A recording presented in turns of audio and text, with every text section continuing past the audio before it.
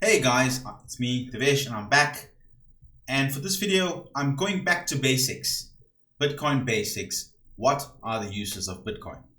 Now, why would I be doing such a video in 2020? Well, firstly, I hope you guys are all safe. There's a lot of stuff happening in the world right now, not just the corona pandemic, all kinds of crazy stuff happening in the world. But I think we're going to come out of this slowly, and you will see more focus on crypto and blockchain as we get over some of the crises that we've had in the world in 2020. And I think the bull run has already started. Show you a graph that can pretty much prove that. And once that happens, you'll get the usual FUD. Goldman Sachs the other day was giving us their pros and cons of Bitcoin. And it's very important, especially if you're new, if you've only gotten into blockchain and crypto in the last few months, perhaps hearing about it during the corona pandemic and saying, well, maybe this is something I need to look at. It's very important to understand the basics and the use cases. Now, Bitcoin gets hammered a lot because people say it's just backed by nothing. It's not true. It's backed by mathematics and cryptography. It's monopoly money. Not really true. There's something else that's being printed at a furious rate right now, which you could compare to monopoly money. In fact, there was a tweet I saw the other day which said that the original monopoly money from I think the 1930s actually appreciated in value, unlike certain fiat currencies. And the more you get into crypto, I've seen this on previous bull runs, people are going to ask you with some skepticism, well, what's actually the use case of it? Are you just holding it because you like it? It's a fad? No, none of those things, right? So let's jump in. I made some notes or just a little slide. The use cases of Bitcoin, 5 off the top of my head, and there's probably more. And there are more use cases when you dive into things like Ethereum, other cryptocurrency platforms, blockchain platforms as well. But let's just start with Bitcoin. Bitcoin is still the king. The entire market moves up or down as Bitcoin moves up or down. It still has the biggest hash rate, the most number of nodes out there, the largest market cap, first mover advantage, and is generally seen as the store of value. So let's start with the basics. Transfer value anywhere easily. This is severely underrated. This is a massive use case. Now, depending on which country you live in, there are many hurdles to doing this, right? And not necessarily from third world countries. I was a little bit surprised when I first started going to the US about 12 years ago that they didn't have internet banking. I'm not sure if they have internet banking now. I mean, if you're in the US, let me know. They do things like wire transfers, and there's costs associated to that.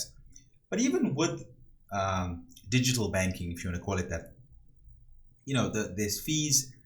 It's restricted by borders. Okay, so there's a bit more complexity where you go cross border with things like Swift codes. You need clearance from your central bank. And while the central banks and governments might not like this, I can transfer value. Yes, there is some volatility. I say some. Come to my next point. I can transfer value to you, whichever country you are, anywhere in the world, easily, fairly quickly.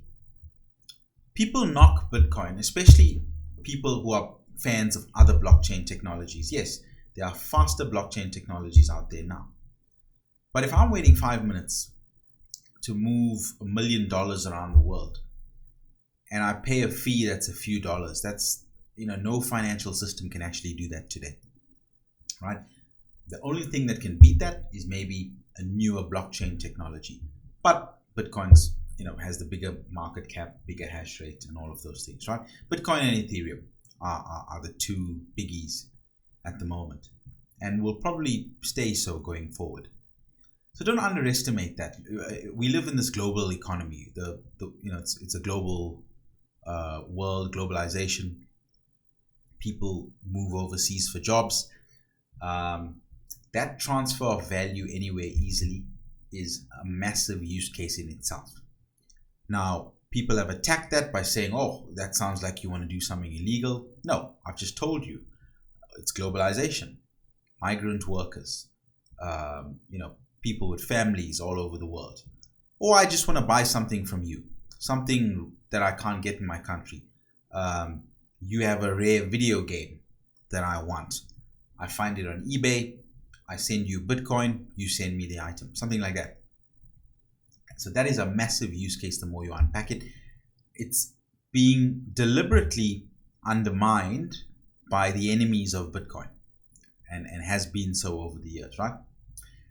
I've skipped a few of the obvious ones. Let's go to number 2, because I think you understand that transfer. And if you don't, I mean, come on. Hedging against your currency. You know, what am I talking about here, right? I've put this at number 2. This is massive, especially if you don't live in the US. Now, let me talk about something, a phenomenon that happens. Every single time there's a little cough in Wall Street or the global financial markets, almost unfairly, the guys that get penalized every single time are emerging market currencies. And the excuse that we normally given, even if you don't do anything wrong, even if your country has a strong financial system, decent set of government policies. Now, I'm not going to say that my government in my country has the best set of policies, but the way you get penalized is a little bit unfair. Here's some of the emerging market currencies: Turkish lira, Mexican and Argentinian peso, South African rand, Indonesian rupee, right? Obviously India, China. But I mean, you see advanced countries like Japan getting hit sometimes. And what happens is the official excuse is that, look, whoa, there's uncertainty in the markets. Investors who are normally sitting in the US or Europe pull the money out of the emerging countries back to their host nations, creating, balance of payments issues. But basically, the emerging market currency drops in value against the dollar and or the euro. Now that's massive, because if you are in one of these countries and the value of your currency loses 10% against the dollar, it means that overnight your savings are worth 10% less. You are worth 10% less. So you need a hedge against this happening, right? A couple of things. People normally in the past turn to gold. Gold has physical problems. Where do you keep it? Where do you hoard it? You keep it somewhere in a bank vault. You got to trust the bank, enter into a contract with them. You keep it at home, you get robbed, or somewhere else. And movability is a bit of a problem as well.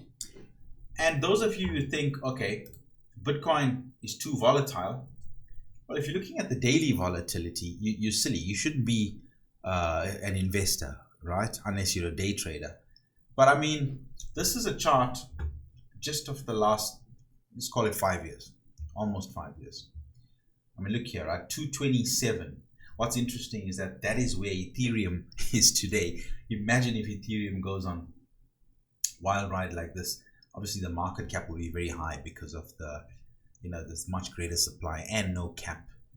But I'm going in a different direction there. But I mean, if you put your money into something for the longer term, and you did it here, I mean, not only were you saving against your currency dropping against the dollar or the euro, but look at the gains you're getting. And yeah, there was a drop there, but that's known. And this wasn't the end of the world. People said Bitcoin would be dead here. It didn't happen. And look here, coronavirus. And I said this in another video. You can go and watch that. Well, I give it to you in more detail, but a lot of things died. Not just people, industries, companies died. Bitcoin didn't. Look what's happened here, right? Look what's happened since the Ides of March, literally the Ides of March. Shakespeare was right, okay? And we starting, there we go. We starting the comeback, okay? A lot of people said, Bitcoin should be already at 20,000. The coronavirus crisis was the perfect storm, and why isn't it doing much more? Well, I mean, think about it, right? The stock market hasn't crashed yet. The stock market hasn't crashed. They're printing money like crazy, and the stock market is still, it rebounded faster than this Bitcoin chart. So that's where the money still is. When that crash comes, number one, you don't want to be there, right? Number two, that's when money will flow into other stuff.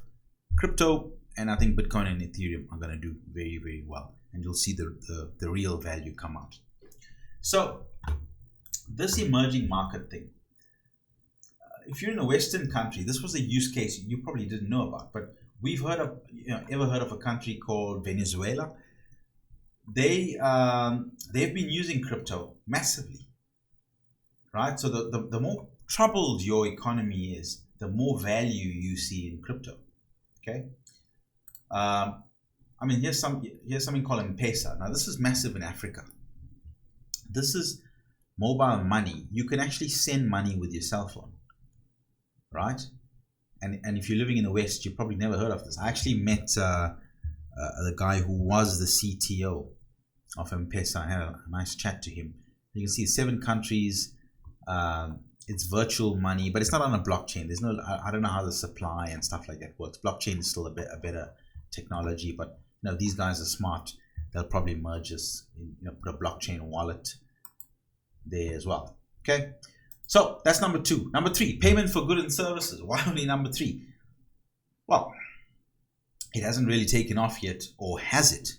The thing is, the original use case of Bitcoin. I want to show you a couple of sites, right? The white paper. How many of you remember the white paper? Pay for goods and services. Now, I don't see Bitcoin as ever being used to buy a cup of coffee, whether Lightning Network takes off or not. Maybe Ethereum, or maybe Dash, or something else, some other crypto. Actually, what could be used to buy your cup of coffee is central bank issued digital currencies, right? But those don't really solve the problems that Bitcoin solves. Those wouldn't have the use cases I've put on this presentation. It really wouldn't. But already, Bitcoin can be accepted as payment by a few merchants. I'll scroll down in a minute, but I see Bitcoin still throughout the next few decades, how long this thing lasts, which could be hundreds of years, be used for large transactions between individuals. Right now currently, Microsoft, allows you to use it. AT&T, a couple of Overstock was the one that became famous, right? But anyway, I mean, I'm sure it's not high. So here's a site that you might find interesting. Spend a bit, and I just searched. Okay, I want to buy an iPhone, and it brought up Newegg. So Newegg will allow you, apparently, because if I add this to my cart, I need to sign in, register. I don't really buy from Newegg, but you can try it out. Let me know if it works. Got PayPal here. I'm not sure if PayPal themselves are doing anything with Bitcoin, but you can technically buy stuff, and you can buy more stuff today than ever before. Here's another list of online stores, where you can pay with Bitcoin. Planet Express, right? And this will just get more and more common. Okay. So that's the third use case, payment for goods and services, the original use case. Now the fourth one, the blockchain itself. Now, Bitcoin is not a global computer like Ethereum. That's the reason for existence of Ethereum. It's the idea Vitalik had, who was a big Bitcoin fan himself. And Ethereum really is that. However, many of you may not know that there is a level of programmability in the Bitcoin blockchain, such that they've actually got the best use case, or one of the best use cases I've seen yet, including when you compare to the other smart contract platforms. Because this is not some stupid game or gambling thing. So MIT, and you'd expect this from MIT, because they're very techy. They have this digital diploma on the blockchain. Now, what this does is, when you get a diploma from MIT, right? You've graduated, years of hard work. Let me just zoom in there. And I tweeted this the other day. because somebody put it up on Reddit. He got a diploma from MIT and he put it up on Reddit saying it's on the blockchain. So your diploma is registered on the Bitcoin blockchain. Now, why did they choose Bitcoin? Why didn't they choose Ethereum, which is a smart contract platform? It's better suited for this. I'm not really sure. Perhaps they started conceptualizing this a couple of years ago. But anyway, it's there, and Bitcoin has the biggest hash rate at the moment. But yeah, Ethereum is probably best suited for something like this. But hey, it works. It works on Bitcoin, and you can see here. Can you build dApps on Bitcoin? It's not Ethereum, right? But there is a level of scripting that you can. And here's a book that I found, Programming Bitcoin. So you can check that out. I suppose you can put some code in there for payment verification and for systems integration. But that is a use case. That is a use case. I mean, MIT, this is a production use case. I think this is actually a fantastic use case. That person doesn't need documentation. His diploma, the proof of his or her diploma, is there on the blockchain forever, right? It'll never go. And that's why I say blockchains are going to record history in real time. It's a statement I made. I tweeted it and people were like, what are you talking about? Blockchains will record history in real time. And if it sounds like a lot of data, I know these blockchains are massive at the moment. Technology will get better. Just remember that, right? The internet was terrible in the 90s. I know, I was there. And you had to wait. You see this picture? You had to wait like minutes for this picture to download. We didn't abandon the internet, right? We didn't say, this thing's never going to work. Right. Then the biggest use case for Bitcoin specifically for me, balance of payments, petrodollar. Now, what's balance of payments? Now, I'm big into economics, and a few of my videos, I've made them, I've talked about more macroeconomics, which is a subject that I'm personally interested in. And balance of payments is basically when you have trade between nations, how do they settle their payments? And there's something called a petrodollar, which is good if you are the US government, not so great if you're everybody else. Petrodollar, specifically to oil, i.e. petroleum, it's basically US dollars paid to an oil exporting country for the sale of the commodity. Now the problem is, if I'm, let's say, a poor country like somewhere in Africa, Zimbabwe, and I want to buy oil from Saudi Arabia, I can't pay in Zimbabwean dollars or even reals. I've got to first go and buy US dollars or somehow acquire US dollars. There'll be fees. There's fees for everything, right? And so you lose a bit there, maybe a few percentage points. And then I need those dollars to buy oil. Now this is a terrible system. This system needs to end, right? Especially if you're not in the US.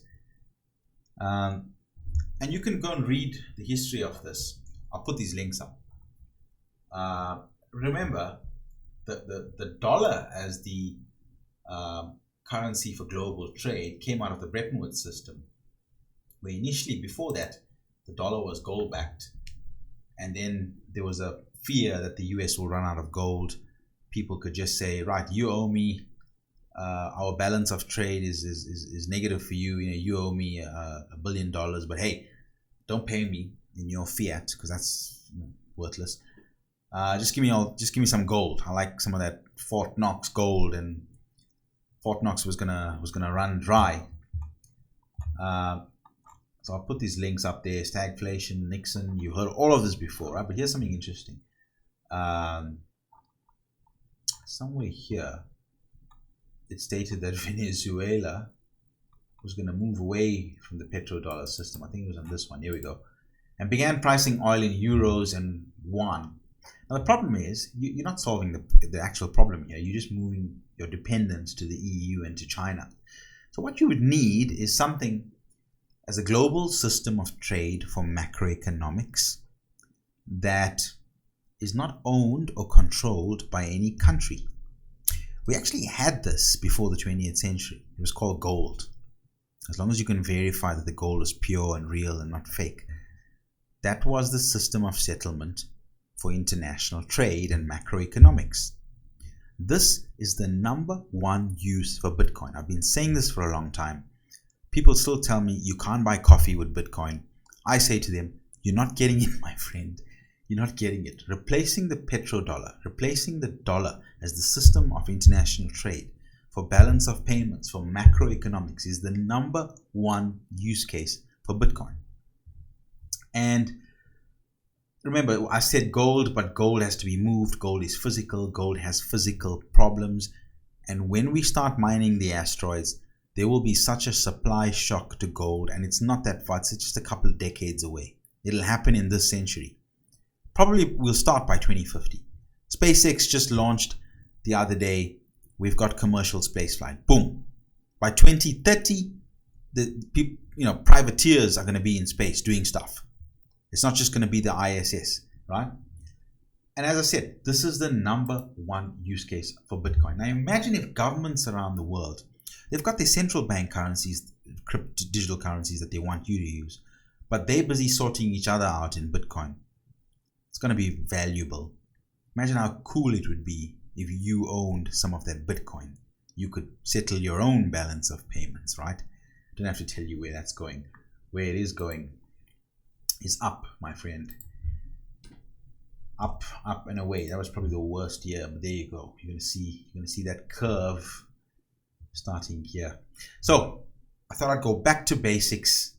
Never forget these 5. There's probably more coming. We'll uncover them in upcoming months and years. But I hope you enjoyed that. I'm signing off for now. Bitcoin has a big future. See you very soon.